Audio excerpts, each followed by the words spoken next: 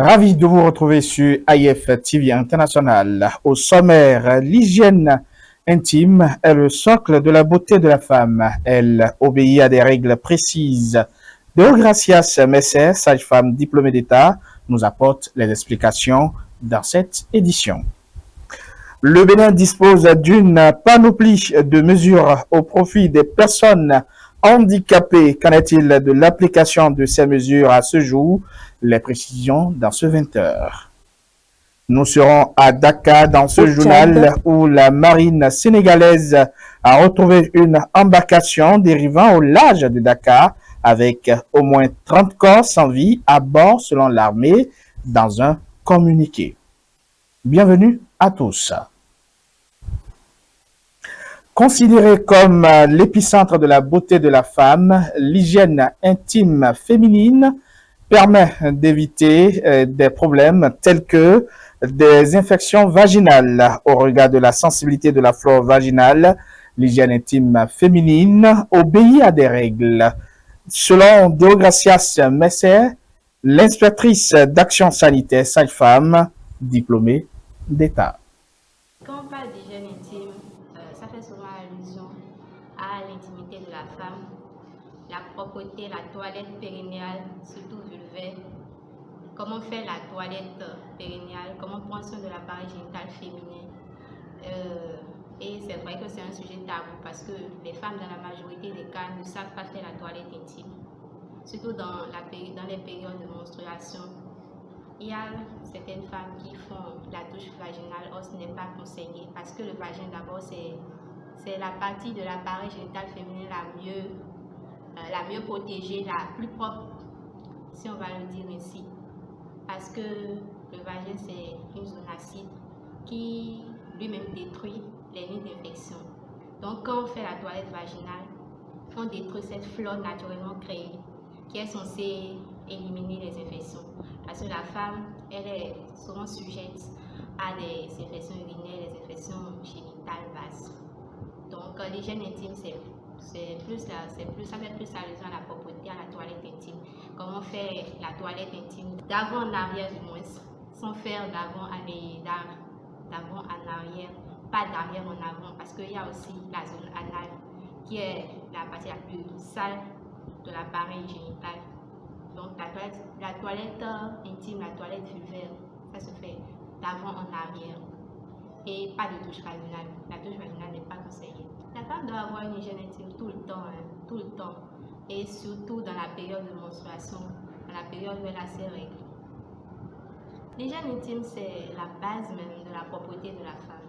C'est la base même de la propreté de la femme parce qu'une femme sans hygiène, donc, elle est sujette à des odeurs, à des infections. Donc, c'est la base même de la propreté féminine. Pour une bonne hygiène intime, donc, je conseillerais aux femmes de pratiquer la toilette vulvaire, comme je l'avais dit tout à l'heure, d'arrière et d'avant en arrière, sans faire le geste opposé, de changer, de désinfecter souvent les sous-vêtements.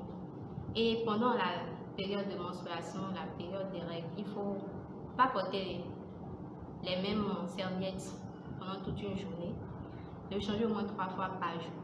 C'est vrai, nos serviettes, les serviettes pour les règles, dans la majeure partie du cas, les serviettes traditionnelles sont conseillées.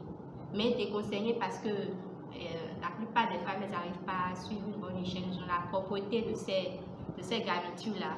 J'appelle garniture les serviettes-là, les serviettes pour les règles, les menstruations. Donc celles qui utilisent les serviettes jetables, on leur conseille souvent de changer au moins 3 fois par jour. Parce qu'au bout de 6 heures, ça devient une infection. Et la toilette vaginale, la désinfection des sous-vêtements, voilà. Conformément aux dispositions de l'article 109 de la Constitution et selon l'article 94 du règlement intérieur de l'Assemblée nationale, modifié par la résolution numéro 2020-01 du 14 juin 2020, le gouvernement a transmis à l'Assemblée nationale le projet de loi finance gestion 2025, un projet de budget en hausse de 11% par rapport à l'année 2024. Les grandes lignes du projet gestion 2025 sont décryptés par Crévis Sassotou et Shafik Idjoufoumi. 11 1 milliard 71 francs CFA, soit 41,5% du budget général. C'est le montant global alloué par le gouvernement au volet social en 2025. Un taux de croissance de 6,8% en 2025 en lien avec les performances attendues dans le secteur agricole et l'expansion du tissu industriel, le secteur portuaire et le tourisme pour poursuivre les actions de diversification des secteurs productifs, de transformation et de création de valeur. L'achèvement, la mise en service et le fonctionnement de plusieurs infrastructures socio-économiques, cités ministérielles, cités administratives départementales, services marchands, réceptifs hôteliers et touristiques, structures sanitaires de référence dans le centre hospitalier international de Calavi, l'hôpital de zone de Save-Ouessé, l'hôpital de zone de Tchaourou. La montée en puissance des projets de filets sociaux avec le projet Gbesoke, le microcrédit Alafia, le projet d'alimentation scolaire dont la couverture passera à 100% en zone rurale, l'expérimentation du projet de supplément de nutrition de 1000 jours, la mise en service de plusieurs systèmes d'alimentation en eau potable multivillage et leur raccordement au ménage, l'extension du réseau de distribution de l'énergie électrique et l'acquisition des compteurs à moindre coût. En dépit du contexte d'incertitude croissante du fait des aléas climatiques, des chocs exogènes, le gouvernement ne crée aucune dépense supplémentaire au peuple béninois en 2025. Il convient de préciser qu'aucun nouvel impôt n'a été créé dans le projet de loi de finances pour la gestion 2025. Cet effort traduit l'engagement du gouvernement d'assurer une bonne stabilité et une prévisibilité des normes fiscales pour les opérateurs et investisseurs privés. Dans le même ordre, aucune augmentation des taux des impositions existantes n'a été proposée au rang des nouvelles mesures fiscales et douanières dans le projet de budget.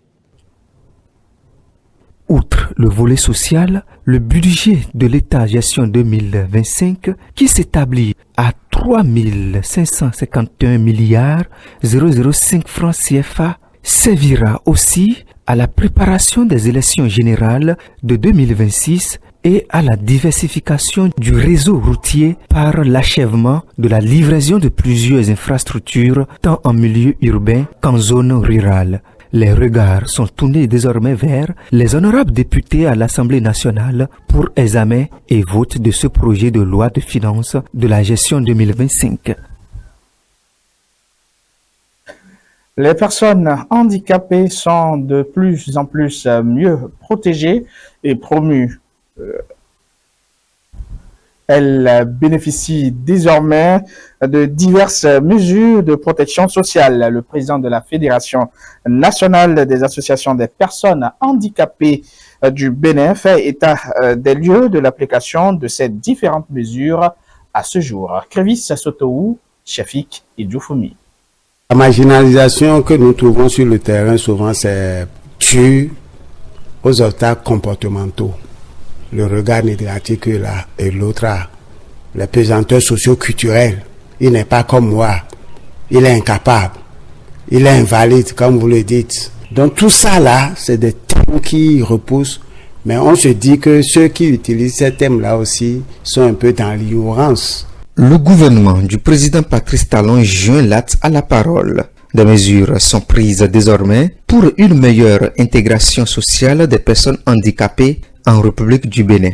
5 projets de décret d'application de la loi numéro 2017-06 du 29 septembre 2017 portant protection et promotion des droits des personnes handicapées en République du Bénin sont adoptés en Conseil des ministres du mercredi 21 juin 2023. Il s'agit des décrets portant création, attribution, composition et fonctionnement de la commission interministérielle de mise en œuvre des mesures d'inclusion des personnes handicapées, mesures spéciales de promotion de l'emploi et de l'entrepreneuriat des personnes handicapées. À cela s'ajoutent des décrets fixant les mesures fiscales relatives à l'importation, à la fabrication et à la vente des moyens de transport et des appareillages au profit des personnes handicapées. Les mesures préférentielles dans les centres culturels et de loisirs publics au profit des personnes handicapées. Puis, les modalités d'appui à la promotion de l'éducation et de la formation des personnes handicapées. Des décisions qui font suite à la ratification du Bénin de la Convention relative aux droits des personnes handicapées. Des actions fortes qui réjouissent les personnes concernées. Nous sommes contents de l'État béninois ou du gouvernement qui depuis un certain temps a commencé par prendre des mesures préférentielles pour l'inclusion des personnes handicapées. Sur le plan législatif, les personnes handicapées sont casées et bien casées. La mise en œuvre de certaines de ces mesures d'inclusion sociale des personnes handicapées est effective dans certains départements ministériels, notamment dans la fonction publique. Cependant, l'absence des arrêtés ministériels dans certains secteurs retarde encore la mise en œuvre de certains de ces décrets et lois pour le mieux-être des personnes handicapées. Ce qui reste à faire, c'est la mise en œuvre effective de tous ces décrets qui fera que nous allons vivre pleinement ou bénéficier pleinement de la loi qui protège les personnes handicapées et les lois qui font leur promotion. Le législateur béninois a pris des dispositions nécessaires qui font aujourd'hui du Bénin l'un des meilleurs élèves de la sous-région ouest-africaine en matière de la protection et promotion des droits des personnes handicapées. Les efforts doivent se poursuivre à tous les niveaux pour l'atteinte effective des objectifs. Aux personnes handicapées, c'est de leur dire de faire tout possible, tout montrer qu'elles sont aussi capables que les autres, qu'elles peuvent faire comme les autres et plus que les autres, afin de gommer tous ces préjugés que les gens ont sur les personnes handicapées. Dans la mesure où ce qui est forgé dans la tête des gens, c'est difficile à enlever. Et c'est ceux qui ont réussi qui doivent montrer quand même qu'ils ont réussi. Et ça pourra permettre aussi aux parents d'inscrire leurs enfants à l'école, de les envoyer à l'école parce qu'ils vont se dire aujourd'hui, s'il va à l'école, il réussit, il est recruté directement par l'État. Et à l'État, je lui demande c'est difficile, mais de continuer parce qu'aujourd'hui, si on doit parler des États de la sous-région qui sont en train de faire monter l'inclusion des personnes handicapées, je crois qu'on peut compter l'État béninois. Sans doute, les lois et décrets d'application existent pour l'amélioration des conditions de vie et de travail des personnes handicapées. C'est la mise en œuvre totale de ces lois et décrets d'application qui feront que l'inclusion sociale des personnes handicapées soit une réalité en République du Bénin.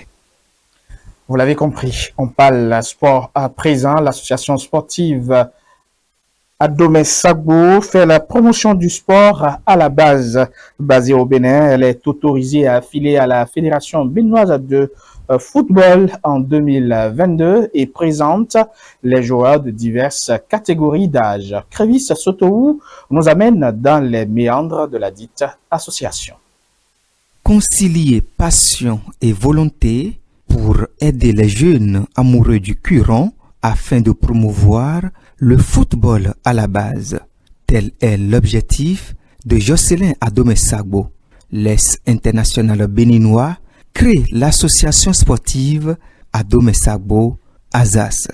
Basée dans la ville de Porto Novo, en République du Bénin, Azas présente les joueurs de diverses catégories d'âge, les moins de 15 ans, de 17 ans et de 20 ans.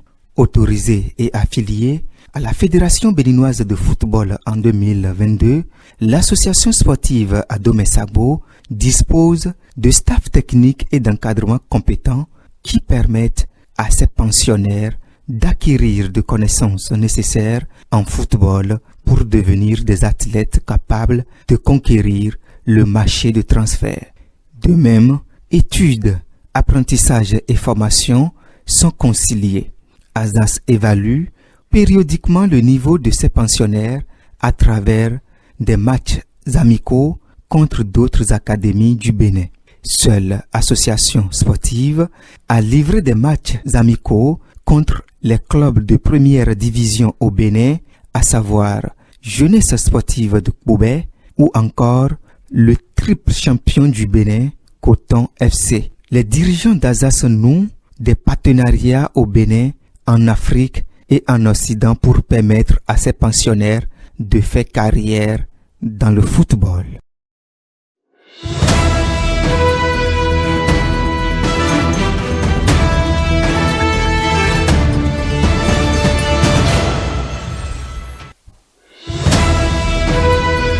Hors de nos frontières, à présent au Sénégal, 30 corps sans vie ont été retrouvés au large des côtes sénégalaises. Pendant ce temps, le Japon fait face à des pluies déluviennes. Chefiatou Salami pour le commentaire.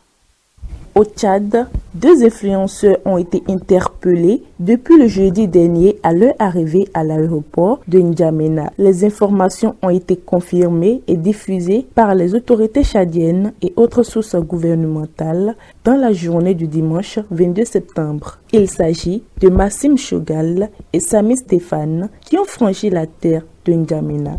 D'après les informations, ces derniers ne sont pas autorisés à atterrir dans ce pays. Cette interdiction est due à leur disparition sans trace. Massim Chogal a déjà effectué plusieurs voyages en guise de visite sans aucun souci. Ces déplacements lui ont été favorables grâce à son rang politique. Il a également passé un temps en prison pour raison de tentative d'ingérence électorale en 2019. Les autorités tchadiennes ne sont pas restées indifférentes car plusieurs démarches ont été mises en pratique pour obtenir sa liberté.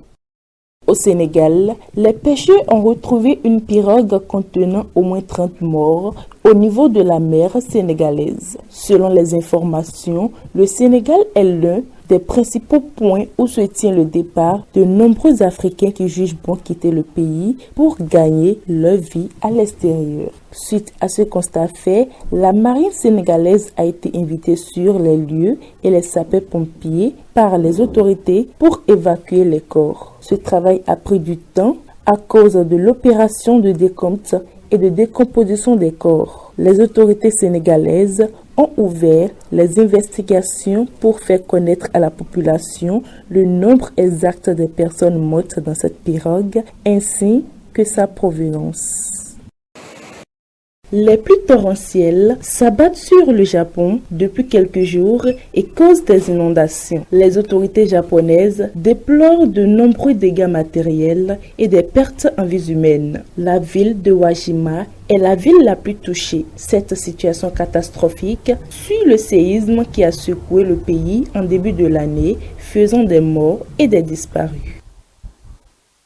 Mesdames, Messieurs, c'est ainsi que s'achève cette édition. Merci à tous et à demain pour une nouvelle édition.